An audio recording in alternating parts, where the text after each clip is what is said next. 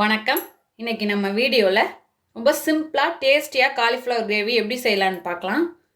அதுக்காக நான் ஒரு சின்ன காலிஃப்ளவர் ஹாட் வாட்டரில் ஒரு 10 மினிட்ஸ் போட்டு வடிகட்டி எடுத்து வச்சுருக்கேன். 1.5 டீஸ்பூன் சில்லி பவுடர், 1/2 டீஸ்பூன் மஞ்சள் தூள், 1/2 teaspoon garam masala, 1 table spoon இஞ்சி பூண்டு பேஸ்ட், 2 தக்காளி ரஃப்பாக கட் பண்ணியிருக்கேன், 2 பெரிய வெங்காயம் ரஃப்பாக கட் பண்ணது, 1 டீஸ்பூன் மிளகு, 1 டீஸ்பூன் சோம்பு, 1/2 டீஸ்பூன் தனியா, 1 டீஸ்பூன் கசகசா, தாளிப்புக்கு 1/2 டீஸ்பூன் சீரகம், கொஞ்சமாக கருவேப்பிலை. இதில் 7 முந்திரி பருப்பு கொஞ்சம் ஹாட் மில்க் ஊற்றி ஒரு 10 நிமிஷம் ஊற வச்சுருக்கேன். இது தனியாக பேஸ்ட்டாக அரைக்கிறதுக்காக.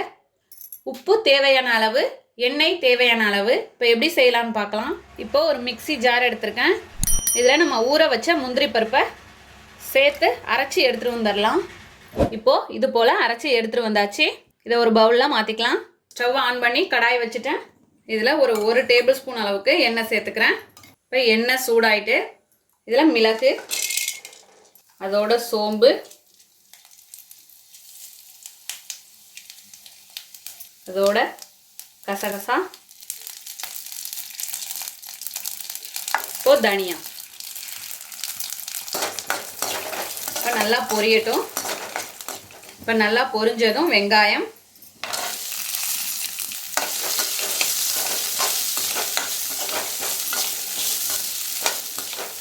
இப்போ தக்காளி ரெண்டையும் சேர்த்து நல்லா வதக்கிக்கலாம். இப்போ இது போல் ஓரளவு வதங்கினா போதும். இப்போ ஸ்டவ் ஆஃப் பண்ணிட்டேன். இது ஆறுனதும் இதை தண்ணி சேர்க்காம பேஸ்ட்டாக அரைச்சி எடுத்துகிட்டு வந்துடலாம். இப்போது வெங்காயம் தக்காளி நல்லா பேஸ்ட்டாக அரைச்சி எடுத்துகிட்டு வந்தாச்சு. இந்த அளவுக்கு ஸ்மூத்தாக அரைச்சிக்கணும். இப்போ அதே கடாய் எடுத்துருக்கேன். இதில் ஒரு 2 டேபிள் ஸ்பூன் எண்ணெய் சேர்த்துக்கிறேன். இப்போ எண்ணெய் சூடாயிடுச்சு. இதில் சீரகம், கருவேப்பிலை ரெண்டையும் சேர்த்துடலாம்.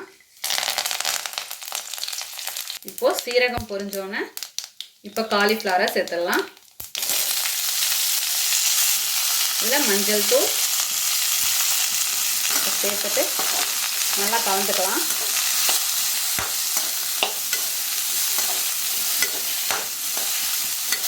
இதில் இஞ்சி பூண்டு பேஸ்ட்,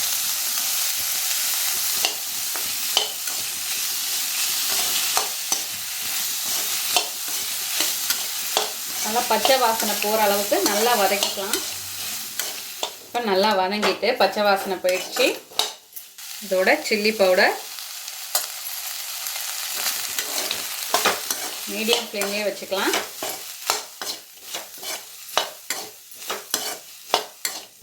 இப்போ நம்ம அரைச்சி வச்சுருக்க வெங்காயம் தக்காளி பேஸ்ட் எல்லாத்தையும் சேர்த்துக்கலாம்.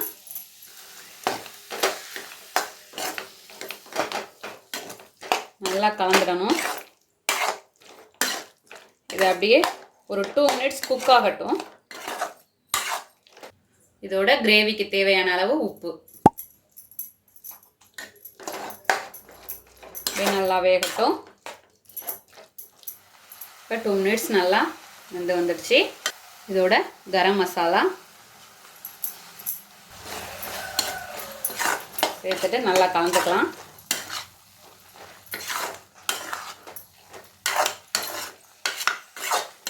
ஒரு கிரேவிக்கு தேவையான அளவு தண்ணி சேர்த்துக்கிறேன். நான் ஜார் அலசி இந்த தண்ணியை தான் சேர்த்துக்க போகிறேன்.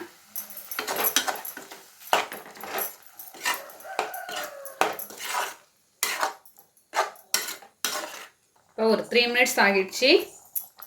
இந்த ஸ்டேஜில் நம்ம அரைச்சி வச்சுருக்க முந்திரி பேஸ்ட்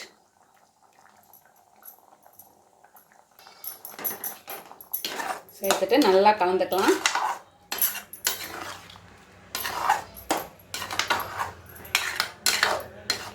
இந்த ஸ்டேஜில் உப்பு பார்த்துக்கோங்க. கடைசியாக கொஞ்சமாக நம்ம காரத்தை பேலன்ஸ் பண்ணுறதுக்காக ஒரு 1/2 டீஸ்பூன் சர்க்கரை. இது ஆப்ஷனல் தான். நீங்கள் காரமாக சாப்பிட்டா சேர்த்துக்க தேவையில்லை. அவ்வளோதான். இப்போ ஸ்டவ் ஆஃப் பண்ணிடலாம். கொஞ்சமாக கொத்தமல்லி தழை. நம்மளோட அருமையான அற்புதமான டேஸ்டியான காலிஃப்ளவர் கிரேவி தயாராகிடுச்சு. இதே போல் நீங்களும் உங்கள் வீட்டில் செஞ்சு பார்த்துட்டு எப்படி வந்துச்சுன்னு கமெண்ட்டில் சொல்லுங்கள். தேங்க்யூ.